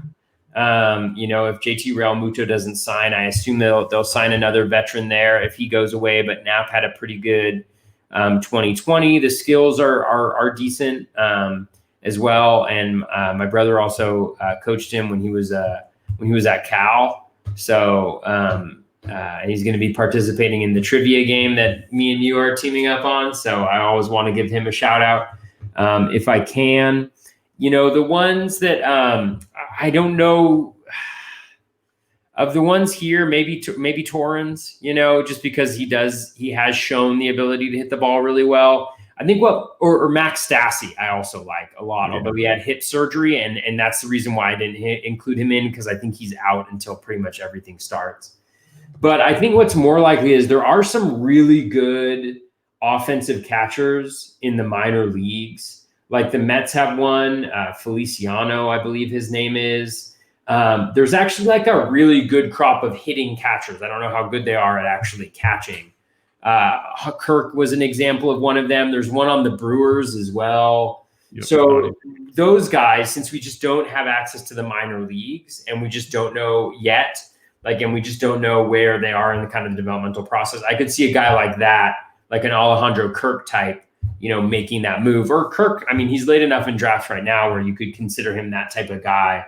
But yeah, I mean, those are the type of, I think Kirk was a great shout that you had. I think that he's probably the most likely for me to take that like big step and become one of the top 5 hitting catchers in baseball, because I think it's kind of just a matter of plate appearances, because he's really thrived at every single level. Yes, he's young, but he's got the skills and he's kind of a professional hitter type. So those would be some of the guys that I'd kind of throw out there. Yeah, Kirk was obviously one that stands out to me. I like Tyler Stevenson. So guys that I mentioned already, Stevenson due to his power, but Kirk just overall production, I think it'll be a good top 10 possibility. Going deeper though, I know I mentioned Higgy. I like Higgy a lot if he plays every day. That's just a question still. Does he play every day? But the super, I like that the more I look at Kisner's profile, it's very, very interesting to say the least there. Other than that, not much for me. I'm going to just say Kirk would be my guy that stands out as an everyday guy that could possibly climb the ladder at the position. All right, let's go to the next one here that you don't want that. Heath Caps asks, who is your favorite catcher target and why is it Austin Nola? So we talked about how much we loved Austin Nola. Obviously, let's have fun here, Toby. Outside of JTR, who's your favorite catching target? Based on price right now, Grandal.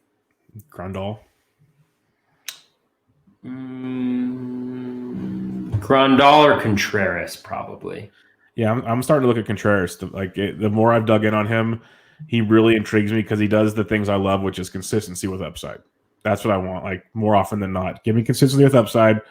I'll gamble at positions I know I can replace guys with. So, big fan of that. So yeah, we kind of But yeah, agree. Nola is very solid. I like Nola a lot. Yeah, not a problem at all with that. Matt Tantillo at Tanto Matt, how do you think the Texas and Toronto situation shake out? Are Huff and Kirk worth their early draft prices? Kirk, I'm pretty sure we agree. Yes, we're good there. Let's go to Texas now. We talked about Trevino is going to be interesting because he was hitting cleanup. We think he's going to start. Sam Huff, prospect in the minors, lots of power, lots of swing and miss. If you guys want to see a whole thread on it, Mike Kirkland and some others had a gigantic thread talking about it on our timeline. So go check out all that. They have stats galore on Huff, comparing him to Gary Sanchez and others. What are your thoughts on Huff in Texas? Yeah, I mean, I think Jose Trevino has that job right now. I mean, the thing for me about Huff is if you look at it throughout his minor league career, he's a 30% K rate in the minors, and he doesn't even have good plate discipline either. Like his walk rate is pretty low as well. And so I just don't think that's a recipe for success at the major league level. He's only 22, so he's still young, so he still has time to develop. But what I see as probably the most likely thing is that, Trevino starts out as the starter, maybe Huff is the backup. They give him a little bit of play, or, probably more likely is this year with the minor leagues coming back. It sounds like, that he's in the minors, because I don't think he got past high A, right? Yeah, in the minors. So I would say he'll probably be in like double A, something like that. Double A, yeah. This year. Yeah, I'm with you. I think, and we're going to see that with a lot of guys. A lot of guys got some cups of coffee that we usually wouldn't get because of no minors, and some guys will stick because it produced, but other guys, they might go back to Double A or Triple A next year, get some run, and come back midseason or September, and then we'll start afresh with that. So we're going to see different situations there. So Huff, tons of power. Average has been like 240-ish, which is not horrible, I guess, at the catchers. But that strikeout rate needs to get worked on in a big way. Yeah, and a good thing just to remind ourselves of is like, we look at this very small plate sample size and we're like, oh damn, Sam Huff. But it's like, yeah, he had a 50% home run per fly ball rate, a 471 BABIP. Mm-hmm. And so those aren't sustainable things. So when his BABIP normalizes, that batting average becomes 220, 210. And and major league pitchers are good enough to keep those home runs to a minimum, right? We've been waiting for this from Mike Zunino for however long, right? And he waited until the 2020 playoffs to do it. But it's like same profile, strikes out a ton, goes on some runs where he hits home runs, but over the course of a season, he's not a really useful fantasy asset. Yeah, and looking at Sam Huff, Sam Huff came up in the middle of September. He hit safely in his last 6 games. He had a 2 home run game against Houston. So 2 of his 3 home runs came in 1 game. You just look at the overall, production there. There's I guess a lot of question marks on. And he faced Houston, Arizona, the Angels. Well, Arizona, unless it was Godley, wasn't throwing much out there. Anaheim wasn't throwing much out there unless it was Bundy. Houston's been good. Oakland, there's question marks there too, who he threw. So he didn't really face Murderer's Row either. So lot of questions there with Huff. Not saying he's going to be bad, but things we got to consider. Dynasty Junkie asks, another guy, Kirk's a popular target apparently. Danny Jansen had some buzz heading into 2020. He definitely did if you listen to this podcast. Can he stave off Alejandro Kirk in 2021? I'll start here. I think he can, mainly because his defense is very, very good. That's what's kept him there this whole time. And like you said, under the hood, things look good. If he struggles, though, Kirk's going to be right there. Kirk's going to get playing time regardless. It might be easier if Jansen keeps struggling, but that defense is good enough where I think they want him out there. What's your thoughts? Yeah, I mean, I think it's Jansen's job. I think it's just a matter of what that split is going to look like. Jansen's still the skills are all nice. I mean, the play discipline's fine. The contact rate is fine. Even the StatCast metrics are okay. Like, I think the exit velo is not great, but he hits a decent amount of barrels, and his hard hit rate's fine. So I think he's all around solid. I haven't dove into his like how well he does defensively, but I think he's a major upgrade on Kirk from what I remember reading. And so, again, that's going to be really important, especially in a Blue Jays lineup where, they shouldn't be too short on having hitters, right? And that defensive piece is going to be really important from the catcher position. So I think they'll both be there, and I think it'll be a pretty even split. And it'll just depend on who plays better. With Jansen, I opened up Savant, and 9.2% barrel in 18, dropped to 5.9 last in 19, then 8.6 again last year. So you got that little bump up. The XBA was 244 compared to a 183 average. So all of his X stats, you go through all of them, much like his 295 WOBA, X WOBA 339. So a lot of positives there. Still a 35.5% hard hit rate. Strikeout rate's not bad at 21.1. His walk rate rose from 8.1 to 14.3. So there's a lot of positives in the Danny Jansen world. And I think we both would agree it'd be awesome to see him start producing. That'd make us both feel pretty good about, we know we saw something there. Where's it at? Well, here it is. That would be good. So I wouldn't give up on Danny Jansen just yet. I'm with you there. I think there's definitely a player to enjoy there. And right now he's going to pick 335, 22nd catcher off the board. You can definitely have some fun with that. All right. Dave Swan at the Vithius asks, do you consider Dalton Varsho a must-draft catcher in 2 catcher formats? Yes. You? Yeah, I think it's great. It's all about like what the cost is and what we learn about his playing time and stuff like that. But he has the chance to be a really big,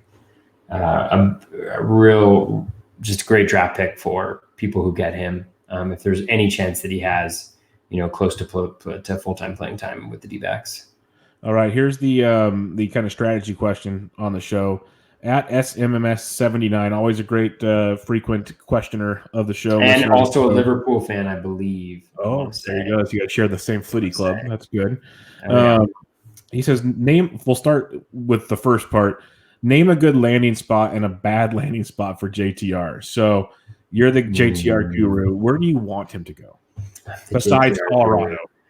Yeah, right. I think Philly would be fine. Yeah, I'd be totally happy with him. I think, in an ideal situation, I think the Phillies are good. I think the Yankees would be good, not from like a, baseball perspective necessarily. I'm trying to see if I can do Craig Mish, Real Muto suitors, But here he said Mets 20%, Yankees 15%, Braves 15%, Phillies 15%. So I think of all those, I think they're all solid. I mean, the one thing with the Mets is obviously the park is worse. And but he hit in Miami, so I'm not too worried about him. Yeah. I mean, these things are little things. My only other question there is, if they sign him, obviously, I think they think he can do the DH piece as well, right? Like if you're not going to play him on a regular basis, it doesn't make sense. But they do have a lot of DH only pieces on their team. True. And so that worries me just a little bit. All the other teams that are mentioned there would be fine. The Cardinals would kind of suck because they have a bad, just because their park is one of the worst in baseball. But outside of that, Blue Jays is fine. Padres is fine. So, I think it'll all be fine regardless of who he signs for, but, the stability of Philly wouldn't be bad for sure. Yeah, the place I don't want him to go, don't go to Oakland. That just sounds like a horrible place for him to go to. So yeah, I think we're good on him not going. Yeah, I think we're pretty safe on that. But I'm just saying, if something weird happens, don't go to Oakland, please. For sure. If you aren't in a 2-catcher league and you don't get JTR, so if you're in a 1-catcher league and you don't get Real Muto, would catcher be your lowest priority on draft day? Do you draft day due to the glut of options behind him? So basically, is it okay to punt on a 1-catcher league? I think it depends so much on the league. So like if you're not in 2 catchers, if you're in a 1-catcher league, it'll depend on things like bench size. Like can you get 2 catchers and have them and then kind of play them on a day-to-day based on matchup and based on when one's sitting, essentially have a guy to replace them so that you're getting the plate appearances and making that up that you would get in some of these other players that we've talked about. I think that's one of the pieces. Definitely not punting, but like if I'm like in a 12-team, single catcher league with a short bench, I'm not necessarily prioritizing it, I think is a fair way to say. Outside of maybe JTR.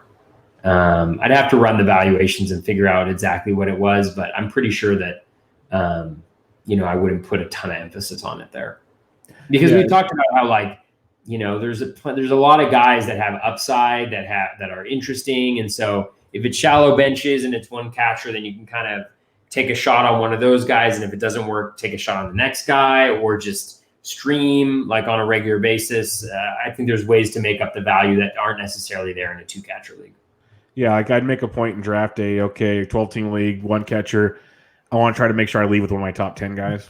That'd be a plan, and then you can start replacing them after that if you have to. Like Brian Vogel said earlier on one of his questions, there's always guys that don't get drafted at every position, especially catcher, that all of a sudden finish the season really strong, and you're owning them before you know it. So it's one of those where it's not as dire, like you said. I can take a chance on this guy, replace him with this guy. A lot more feasible in those formats. So punting might not be the right answer, but you can definitely finagle it a little bit. All right, you mentioned Dave Petroziello earlier. He has a 2-parter here. First off, I want Bubba to publicly apologize to Notre Dame for saying they wouldn't win. Yes, I know. I apologize. I figured they do what Notre Dame does and blow big, close games. So I figured Clemson would do it even with their backup quarterback. But Notre Dame got him in double overtime. So good for them. Good for them. He asked, does Toby follow college football? No, not at all. I used to. When I was younger, I was a really big Michigan fan growing up. Charles Woodson was my favorite player. Timonga Biakabatuka was my favorite player. I remember the 300-yard game that Biakabatuka had against Ohio State. That was sweet. I think I can't even remember at this point in time, but Biakabatuka was well before, I think, Seawood. I think he was 93 or something like that, 94, something like that. And I was a Panthers fan actually for a number of years there when he was drafted by them. And anyways, I don't follow it now. I don't really follow college sports at all, really, to be honest with you at this point in time, just the NCAA tournament when it happens because I gamble on it. So I don't. And then his other part, which we knew was coming because it's a catcher podcast, it's Dave Petroziello, so we expected this part. He says, you know what catcher hill I'm going to die on? Carson Kelly. We do. Yes, we already knew this before you finished the whole question here. Carson Kelly is 315-ish ADP in early mocks.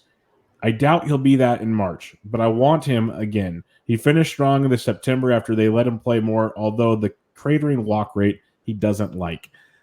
Just quickly, what are your thoughts on Carson Kelly? Yeah, I'm not really that interested. I look at the profile right now and I got to look at the skills too, but he pretty much did worse in everything this year, right? Walk rate went down, K rate went up, ground ball rate went up, hard hit rate went down, O swing went up, contact rate went down, average exit velocity down, max exit velocity down, barrel percentage down, hard hit rate down. And again, it could be that he got better as the season progressed, which I'll check out right now. But, the thing with Kelly is I wasn't into him last year and he hasn't really shown me a reason to be into him. And I just don't know if he's got upside that some of these later catchers do. Oh yeah, it definitely looks like he did get, better as the year progressed a little bit in some metrics, but yeah, I just haven't seen anything that shows me that he's anything special. Is there a whole lot of difference between him and a Jose Trevino or something like that, much later or so I'm sorry, Dave. But I'm not that into him, but he showed glimpses certainly of being a really good player before. But I haven't seen it really. Yeah, I was really excited about him last year going into the season, but then COVID happened. Then I didn't get him anywhere. and then I watched him play, and it's hard for me to get excited for him again. So, change my mind this year, Carson, and then we can talk about it. That's all I have to say. Mike Curlin, Mr. Mike _ Curlin Sleepy K, he asks, Gary Sanchez is a trap in the top 10 ranks. Tell me why I'm wrong. Also, a poor man's Gary Sanchez is definitely Sam Huff. Big guy, ton of raw power, swing and miss, costs like 200 or picks less. They're all the same player. Also, we'll go to that in a minute. Okay, so we kind of hit on all this already. You like Gary Sanchez, but do you agree he should not be in the top 10? For Gary Sanchez, NFBC ADP, I believe, has him at they have him at 11 right now, so he's almost in the top 10. I have him ranked 16th. What do you like with Sanchez? Oh man, I don't know. I mean, I like the cost right now a decent amount. Who I'd push out of the top 10 for him? That is, I think, a little bit more of a challenging question. So I think he's about right at the moment. I think he's about right at the moment as number 11. But as you probably have realized by now, Mike, I disagree with you about him and Sam Huff being the same player. Yeah, we've already discussed the Sam Huff thing pretty well. Like, he needs to get through the minors and then come up and give it a good run before we start going that route. The other question Mike Curlin has, he brings a little, brevity to the podcast here. What has been your favorite guest appearance on a podcast? One you may have always wanted to be on, or one that was just a ton of fun? Is it tough, or one is tough, but any examples are welcomed? So, Toby, you've guested frequently on podcasts. What is your favorite one? And this is kind of tough. When he sent this, I'm like, okay, that's rude. Yeah. Not pick one podcast. Yeah, totally. Yeah, thanks for putting me on the spot on that one, Mike. One thing about Gary Sanchez that I just think we should appreciate is he hit 34 home runs in 2019. How many catchers hit 34 home runs? He hit 33 home runs in 2017. So there aren't just guys who come up in the minors and do that, right? Because they'd be playing if they could do that on a relatively consistent basis. Not that he necessarily has. A couple podcast appearances that kind of stand out to me, just because I had a blast on them, was the Triple Play fantasy podcast that we've done. Great group of guys, David, Eric, Art, I think, and yeah, I really enjoyed them. They do the little trivia things at the end, the little games. I had an absolute blast with those. The first time I was on there, I was up by 3 or something like that, and I ended up blowing a 3-question lead and losing it on the last question. And then this past time I came back on and I won it, and they were really good sports about the fact that it was important to me. So I had a blast on those two. So I'll say those. I love every time I get on a podcast, it's always a different experience. I enjoy being on podcasts. It's a ton of fun, and the discussion is always different and new for people. And so I think that's probably, but that one stands out as just being we had a really fun time and cracked a lot of jokes and stuff like that, which is always nice. Yeah, I'm with you. It's tough to name just one because it's always a different experience when you're on a show, and they're pretty much always very, very fun. I don't really think of a bad experience on a podcast, but the Triple Play guys are awesome. I'm 2-0 in the contest there, so I'm looking forward. They're already. Oh, you are. Just saying. You are. I'm 2-0. Oh, interesting. But I'm sending a tweet right now to the Triple Play guys. I got to get back on. Yeah, I got to get back on. You got to invite Bubba back on, and please do a trivia topic that he's really bad at. Yeah, they're already saying they're trying to figure out one for the next time around. Oh, so man. it's going to be fun. No, you want to know what they got to do? They got to invite us both on at the same time, like Rob did. Oh, that would be dangerous. And then we can be part of the same content. Only one of us. We both go in. Only one survives. Yeah, So that one, they're a lot of fun. They're just a goofy bunch. I like to laugh a lot. I'm going to cheat here. The ITL boys, Bogman and Welsh, are my boys. We're brothers from another mother, and they have a personality like me. They don't all like they go to the stats. They don't always go to the stats though. They like to make dumb jokes like I do. Like I've hung out with them in Arizona, like gone to lunch, had drinks with them. We're a lot alike. Let's just put it that way, and it makes recording with them super easy. So I like them a lot. And then I guess if I had to pick one that I've always wanted to do, it was when I did the Sunday Night RotoWire show. That was one that was pretty cool. Never thought that would happen. So that was fun. Totally. But because Jenstead and Erickson are already great guys that are fun to talk to anyways, but to do it on the Sunday show, which everyone knows is pretty much the Cadillac of baseball podcasts, that was pretty cool. Totally. But, all right, let's talk about a question from a podcast you were on recently, the Draft Champions podcast. I think it's their first time listening to the show.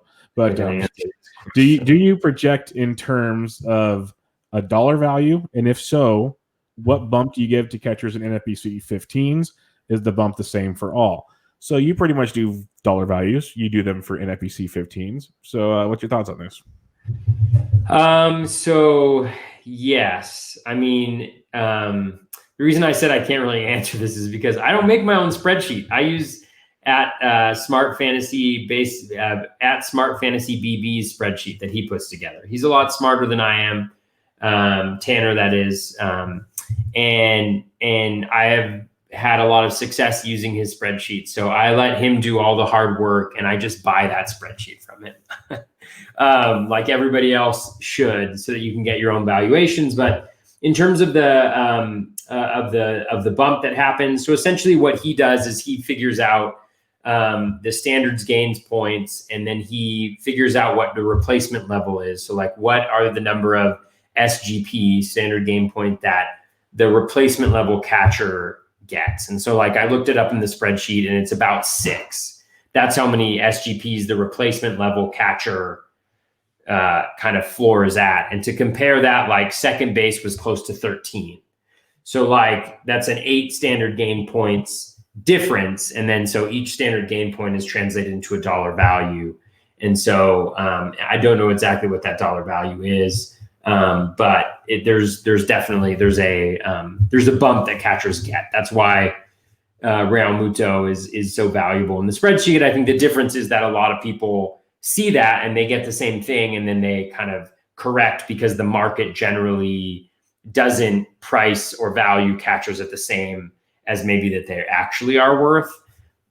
And so some people do that, and my pushback always is like, well, like if the price is something and, and the market's not efficient around it, then I want to take advantage of that in some way. But I don't even know if that makes sense with the way people explain it. It's complicated. Anyways, so that's just to tell you, yes, there is a dollar value bump that the catcher gets, and it's the equivalent of about 6 standard gain points.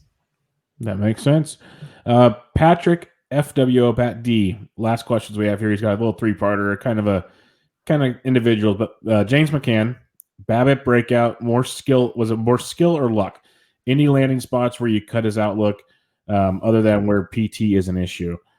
I don't see any place he's going to walk into as the everyday guy at this point in time, unless he goes to maybe New York. But I just don't see McCann as an everyday guy. I love his bat. I've always enjoyed him when he's in the lineup. I think in deeper leagues he's very good. I love him in DFS because he is talented. He can hit the ball very well, especially for his lefties.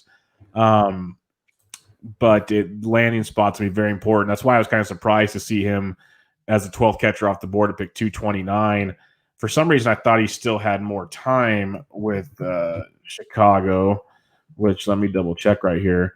No, he's a free agent this year. So he's a free agent. That'll be one to keep an eye on. So what are your thoughts on James McCann right now? Yeah, I think he's really interesting, depending on where he ends up. Like, he's the type of guy that could go to St. Louis, or something like that, although that wouldn't be an ideal, scenario. I'm trying to look. His framing was really good last year, 88. So he's good defensively. I don't think it was a fluke last year. I mean, when you look at him from a skills perspective, and hello to Patrick as well. And thank you for the question. There's a lot of improvements. Like, his ground ball rate dropped, at least from 2019, back to where it had been previously. The BABIP was actually lower in 2020 than it was in 2019. So he may just be kind of like a higher BABIP guy. It seems like from his expected BA that he did get a little bit lucky. But again, 258 from a catcher is nothing to sneeze at, especially when you're providing some power. Barrel percentage the last couple of years has been solid, around 9%. So yeah, I think he would be a great catcher, depending on, especially if he lands somewhere where he can get access to playing time on a frequent basis. He could be a guy that could provide a decent amount of value. So I think that's another really good shout of, a guy who maybe is just missing playing time in terms of being very relevant from a fantasy perspective. Yeah, I have him ranked 19th for me right now. If he got everyday playing time, I'd bump him up a lot. I really would, because I do believe that bat is pretty darn legit. So I'm a fan of that. He also has Christian Vasquez. We talked about him earlier. I think we're both kind of torn on him not being as good as he is. But he asks, is he the best value in one catcher, 12-team formats? Got top of the lineup run at year's end. Can that continue? I don't think he's the best value. I think Dalton Varsho or even Contreras is better value. So I'd go there. He could still be very good, but for me, no. What about you? Yeah, I mean, it's like we said, we're a little bit torn on him. And by torn, I mean, I just don't believe what he's been able to do necessarily.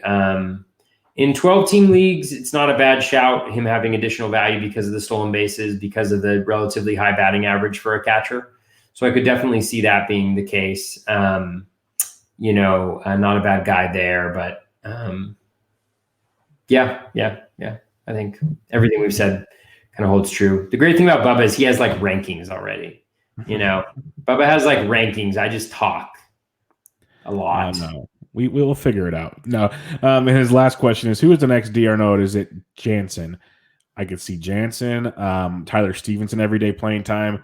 The thing with DR node is I just don't believe in the batting average. Like if we want to talk about the next catcher that comes kind of out of nowhere to hit for power and a decent batting average, okay, I don't see many catchers doing both. I can't. It's hard for me to find a guy.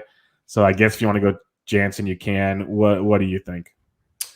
The next DR no. Trying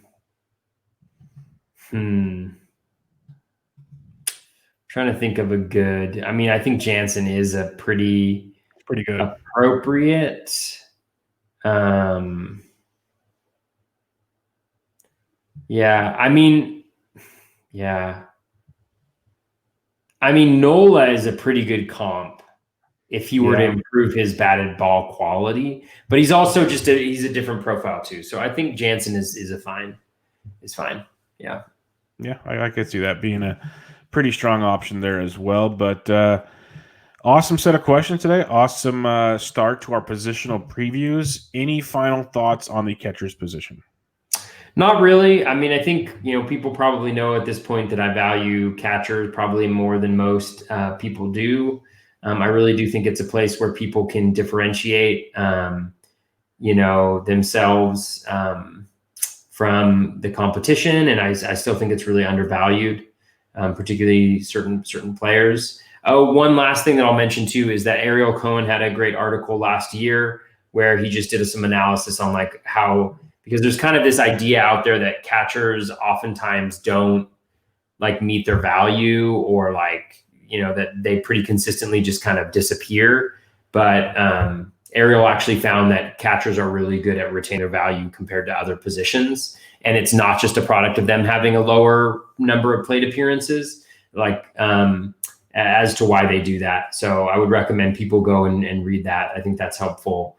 And it may not necessarily support all the conclusions that I have shared or made, but I think it's really helpful always to at least know the research and inform yourself as you think about how to tackle a very, very, very important position in fantasy baseball.